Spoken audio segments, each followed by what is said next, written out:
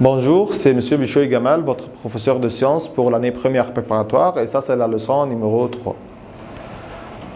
C'est la structure atomique de la matière. On sait déjà que la matière est constituée de molécules, et les molécules sont déjà constituées d'atomes. On va regarder les atomes, et on va voir leurs symboles. Premièrement, l'atome d'hydrogène, son symbole est H. L'atome de hélium, son symbole est He. Pourquoi le hydrogène il a pris le H et le hélium a pris le He? Parce que le hydrogène il est plus répandu dans l'air que le hélium. Le lithium, Li, bromure, Be, bore, B, carbone, C, nitrogène, N, oxygène, O, fluor, F, néon, Ne. Pourquoi le néon il a pris le symbole Ne et le nitrogène il a pris seulement le N? Parce que le nitrogène est plus répandu dans l'air, donc il va prendre la lettre majuscule, et le néon va prendre Ne pour la différenciation entre eux. Sodium, Na, magnésium, Mg, aluminium, Al, silicium, Si, phosphore, P, soufre, S, chlore, Cl. Chlore, ça se prononce chlore, Cl, c'est pas Ch. Donc il prend Cl. Argon, Ar, potassium, K. Potassium et sodium, leur nom en latin, ça commence par Na et ça commence par K. C'est pour cela qu'on l'a écrit comme ça. Le calcium, Ca, le fer, Fe. Donc on doit savoir chaque élément et son propre lettre. Ou par exemple, si on va dire H, on sait très bien que c'est hydrogène, c'est pas hélium.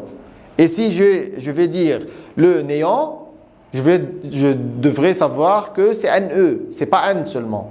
Ça c'est très important.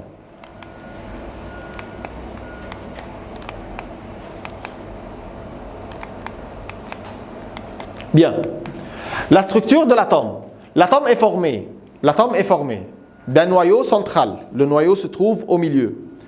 Autour du noyau, ça se trouve des charges électriques négatives qui s'appellent électrons. Donc le noyau, c'est au milieu. Et autour du noyau se trouvent des charges négatives qui sont des électrons, des corpuscules négatives qui s'appellent des électrons. Ces corpuscules-là, leur charge est négative et leur masse c'est négligeable. Ça veut dire quoi? Leur masse est très léger. C'est incomparable avec la masse du noyau. Dans le noyau, il y a des charges positives, des corpuscules positifs qui s'appellent protons et des corpuscules neutres qui n'ont pas de charge qui s'appellent des neutrons. La masse du noyau est très grande en le comparant avec la masse des électrons. Donc, la masse de l'atome se concentre dans le noyau. La charge des électrons, c'est négative et la charge des protons, c'est positive. Le nombre des électrons, c'est équivalent au nombre des protons. Le nombre de charges positives qui se trouvent dans l'atome, c'est équivalent au nombre de charges négatives qui se trouvent dans l'atome. Donc, le plus égale au moins, donc l'atome est électriquement neutre. Le nombre des électrons négatifs égale au nombre de protons positifs. Des particules négatives, on va lire dès le début. L'atome est formé d'un noyau qui contient des particules positives, protons, et des particules neutres, neutrons. Des particules négatives de masse négligeable, des électrons qui tournent autour du noyau. Le nombre atomique, c'est le nombre de protons ou le nombre des électrons. Par exemple, si le nombre de protons est 19, donc 19, ça c'est le nombre de quoi? De protons, qui est le nombre atomique. On va voir que encore le nombre des électrons, c'est la même. Le nombre des électrons, c'est la même. Donc, si on a 19 protons, on a 19 électrons. Et ce 19-là, ça représente le nombre atomique. Le nombre de masse, c'est l'addition du nombre de protons et le nombre de neutrons. Par exemple, on va dire un exemple, le calcium. Le calcium, son nombre atomique, ou le nombre de protons, c'est 20. Et le nombre de neutrons, c'est 21. Donc le nombre de masse, c'est le nombre de protons plus le neutron, c'est 20 plus 21, ça vous donne 41. Donc le nombre de masse du calcium, c'est 41. Une autre fois. Le nombre de masse, c'est l'addition, la somme entre le nombre de protons plus le nombre de neutrons. On va prendre les électrons et on va voir de quoi il s'agit un électron. Les électrons, ils gravitent autour du noyau. Ils tournent autour du noyau. Dans des trajectoires elliptiques. Ça veut dire quoi des trajectoires elliptiques? Ce sont des trajectoires à peu près circulaires. Leur masse est négligeable. leur masse est très léger. Les électrons sont chargés négativement. Ça se voit de ce qu'on a déjà expliqué. Ils tournent autour du noyau dans des trajectoires elliptiques avec une très grande vitesse, formant comme une nuage. Quand ils tournent avec une très grande vitesse comme ça, ils forment une nuage autour du noyau. Ça s'appelle nuage électronique. Le nombre des électrons négatifs est égal au nombre de protons positifs, donc l'atome est électriquement neutre, on a déjà expliqué ça. Le nombre de protons positifs est égal au nombre des électrons négatifs, plus et moins, ce sont les mêmes, donc l'atome est électriquement neutre, n'a pas de charge. Le mouvement de rotation des électrons autour du noyau. Les électrons tournent dans des très grandes vitesses formant un nuage électronique, on a déjà mentionné ça. Cet nuage correspond à plusieurs couches, K, L, M, N, O, P, Q. Les électrons, les électrons, est-ce que les électrons tournent comme ça d'une manière aléatoire ou elles tournent dans des couches? Elles tournent dans des couches. La première couche s'appelle K. Sur cette couche-là, à l'extérieur de cette couche-là, il y a une autre couche qui s'appelle L. Après ça, une autre couche qui s'appelle M, etc.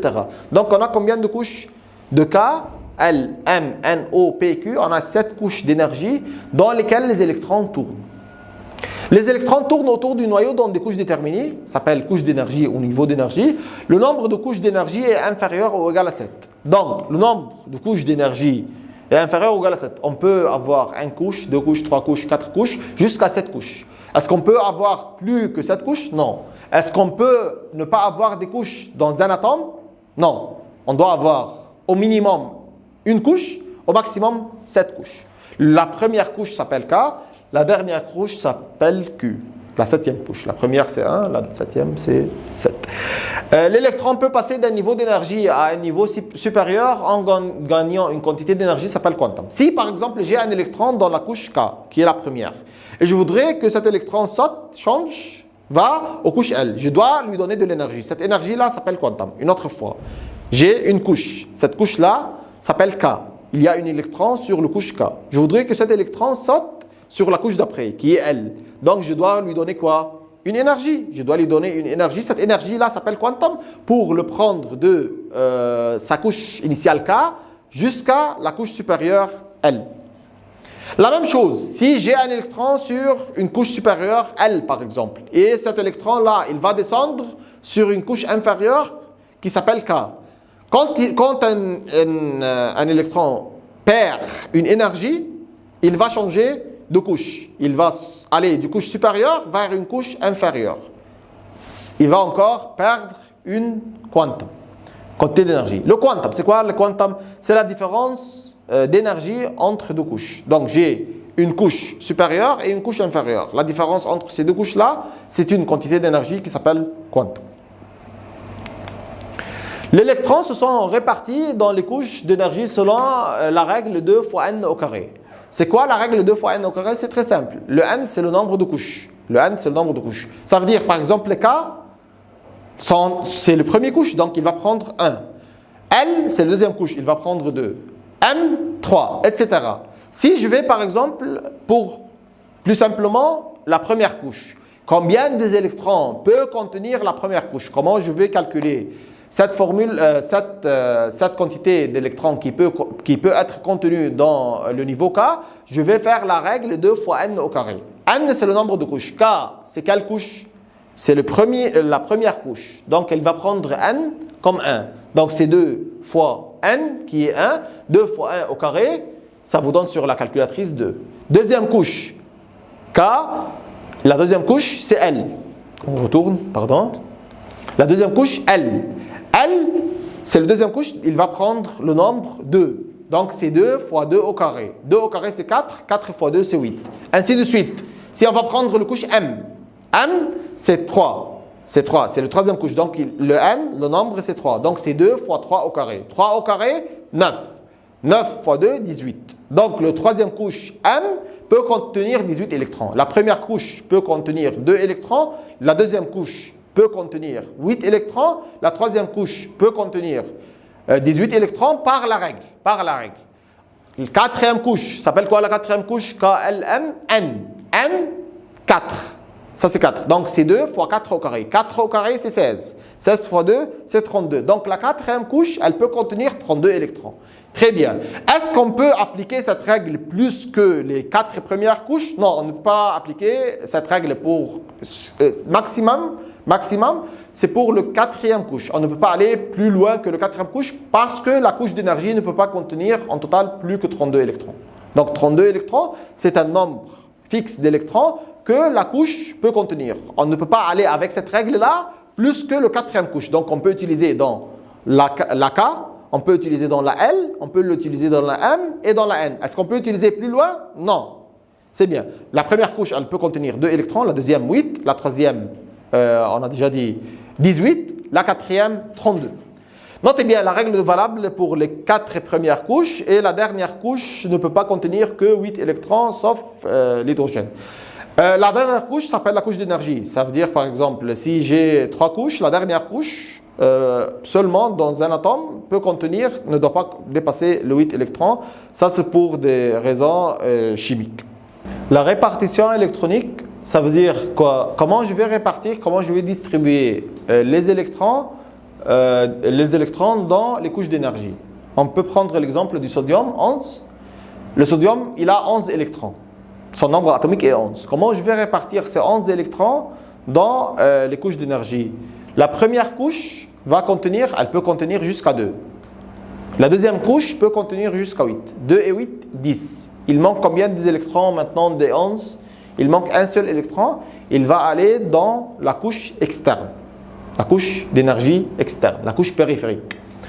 Le chlore, 17. Comment on va répartir ces 17-là? La première couche, on sait qu'elle prend 2 électrons. La deuxième couche, elle prend 8 électrons. Donc, j'ai maintenant combien? 2 électrons à 8 électrons? J'ai 10 électrons. Il manque combien d'électrons des 17?